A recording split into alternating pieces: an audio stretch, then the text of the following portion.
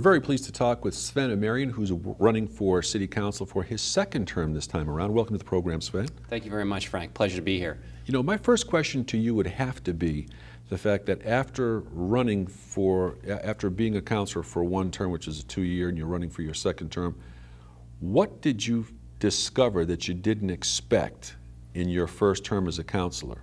And how does that make you a better councilor the second time around for people who want to vote for you? Sure. I would have to say it would be the time commitment. I definitely knew that being a city councilor would take up a lot of my time, and I had sort of prepared myself for that. But once I took office, the sheer volume of knowledge that I had to gain in a relatively short span of time was pretty amazing, and even surprised me. So it definitely was more than I had expected. But once I realized how to handle that, I got into the intricacies of how government worked, and it was amazing how many moving pieces there actually were. So I would have to say just basically getting a grip and an overview of how government worked was the biggest surprise, and that was a challenge, but it was a lot of fun learning that as well along the way. So to suggest that this is a part-time position is not necessarily the proper description. No, I don't know. I wouldn't say that. It's as much or as little as you want it to be. And I have found that you've really got to balance your work life, your family life, and your civic responsibilities carefully, because it's easy for one to get out of proportion, and it's always nice to have a balance in your life. But I've enjoyed it, and I wish I could put more time into it, really. When we take a look at the fact that this has been your first term, you're completing your first term, you're going for your second one in November, my question to you would be, given the fact that you're part of a body, which is the Haverhill City Council, there's what the body itself happens to go ahead and pass, but sometimes there are personal initiatives that you might be able to go ahead and propose and bring forward for the rest of the body to consider and carry forward in an overall volume of agreement. Can you tell us some of the initiatives that you have been able to propose that you feel you can point to as an accomplishment? Sure, absolutely. Well, one of the things that I was an advocate of very early on was our single stream curbside recycling program. And I feel that I was able to sort of push us over the edge, along with the support of some of my other councilors, to convince the mayor that this was a viable thing. It made sense economically and became a revenue generator for the city, as well as being the proper environmental thing to do. So I was very proud of that effort. I've also tried to look for creative ways of generating revenue, and one of the recent suggestions I made, and it's just in its infancy right now, is the possibility of selling water to other local towns, to Plastow, New Hampshire, for instance, maybe to Groveland. That's something that I came up with to combat this issue of combined sewer overflow. And that's an EPA mandate that we have to upgrade our stormwater runoff systems. It's going to be a huge budget buster, and I'm starting now to look for creative solutions to overcome that hurdle when it becomes time.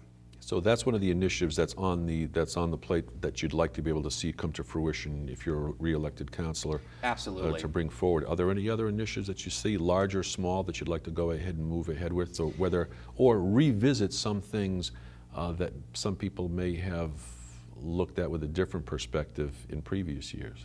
Yeah, one of the things is going to be my focus is to look at the downtown and the continued redevelopment. We've made a lot of gains in the past 5 to 10 years, but we still have a long way to go. As everybody's aware now, I'm sure, we have a very strong restaurant district.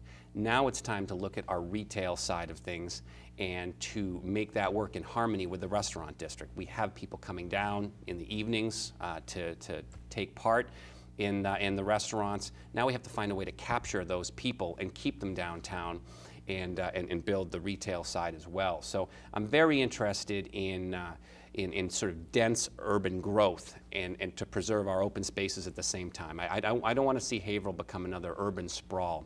We've got such a unique blend of landscapes here, so focusing on the downtown, revitalizing that, some of the eyesores that are down there, like the Woolworth building, generally come up with some plans to spur that growth. You know, retail development in the downtown area has always been a desired focus and a desired goal. but with Haverhill being a border community, and now in the state of Massachusetts, Haverhill's subject to the 6.25% sales tax, Sure. where just throw a snowball across the line, there is no sales tax.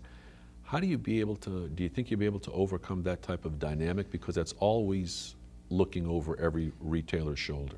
Absolutely, and I think we can overcome it. One thing we have to remember is that Haverhill, and in fact any border town, will never be able to compete toe-to-toe with a tax-free retail base. So we have to think creatively about the kind of businesses that we want to bring downtown. One of the things I'm very interested in is looking to our local manufacturers. We've got a strong industrial base, and we do have some manufacturers that could maybe showcase their products downtown. We have Southwick Clothing that makes the Brooks Brothers suits. It was my desire to contact them to see if they might be willing to open a factory outlet downtown. As you know, up to a certain value, clothing is not taxable. So that's a way that we could compete against New Hampshire, since clothes aren't taxed anyhow. We get a specialty manufacturer downtown. And I think it would be very important to work with our local business or property owners to work out some kind of rent agreement that maybe these fledgling businesses or these sort of incubator ideas could come downtown and have a flexible rent situation. Maybe we could subsidize that rent to bring them downtown. But I think sort of this out-of-the-box approach to what type of retail and then the rental scheme is something that I'd like to look at as well. You know, would you have on your radar screen, we've only got about 3 minutes left, but on your radar screen the fact that there's an interesting dynamic, and I'm not sure if it's a direct parallel, but if you take a look at the state of Maine and the state of New Hampshire, the Kittery outlets up in Kittery, Maine are exactly 1 mile from the exit in Portsmouth, New Hampshire for their shopping malls as well. Yet Kittery does a phenomenal amount of business with a sales tax that is higher than that in the state of Massachusetts. Absolutely. And I think it may be because of the draw of them being outlet stores. That's how they're built. So people Yes. are thinking, if it's an outlet store, then even if I'm paying a higher tax, I'm still getting a better bargain. Is that the sort of focus that you think you might like to try to implement in the city of Haverhill? It is, but again, you have to remember that some of the larger retail operations have a different business model, and that strip mall sort of development is what they're looking for. So we've got to focus on those retail operations that aren't looking for that cookie cutter approach, that would be happy in a downtown environment. I look at towns like Portsmouth, I look at towns like Newburyport, not that we share exact similarities with those, but we can learn from those, and I think we may be better at targeting some independent merchants, but I think looking at those larger outlet developments would give us some insight as well. You know, we've got a minute left and just wanted to ask you this quick question. In a snapshot, for people in the city of Haverhill, this is something you don't have total control over, but some people would say, as Tip O'Neill would say, all politics is local. But when we're talking about the international economy, national economy, regional, and then we're talking local economy, do you think things, what is the expectation in the transition period for people that have the economy get better? Is it going to be getting better quicker, or is it going to be getting better at best slowly, in your opinion? Well, I think overall the economy is going to be slow to recover, but that shouldn't preclude local municipalities from focusing on building their own resilience.